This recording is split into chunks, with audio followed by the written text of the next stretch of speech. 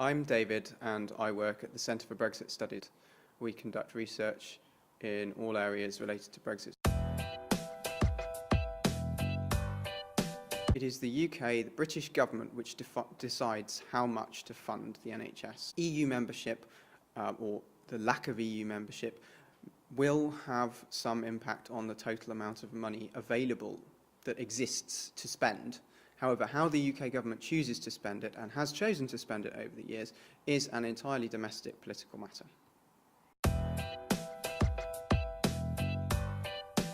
The only area where leaving the EU might impact that realistically is if the government wants to make some kind of totemic statement about how it's funding the NHS more heavily, or the total amount could be reduced. If the economic consequences of Brexit are, as most economists estimate, overwhelmingly negative, that will obviously mean less money available in total to spend on the NHS.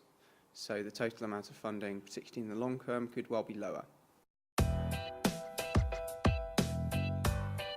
Brexit is not the cause of the NHS crisis. Brexit is at most a small part of that, and it's a very trivial one in my opinion. The big issues are questions over domestic political funding, domestic funding of social care, which is, in some ways the other half of the problem. Where Brexit is likely to affect the NHS is over staff levels and recruitment.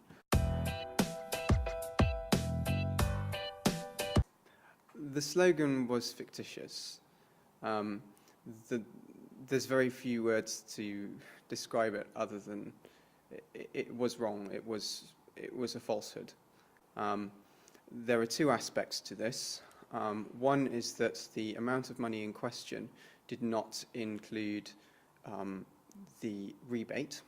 So the rebate is taken off before money even gets sent to the EU. To exclude the rebate is obviously technically incorrect because it overestimates the amount that's payable to the EU at all. But the amount deliberately didn't mention the amount of money that is paid back from the EU to the UK. So it excluded all the UK's payments for things like agriculture. So the UK gets a huge amount of money back from the EU.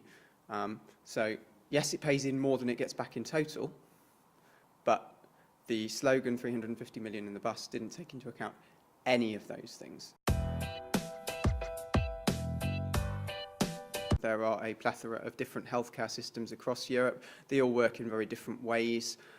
Most continental European systems involve some form of insurance and then reclaiming via the state for those who are perhaps unable to afford aspects of that insurance.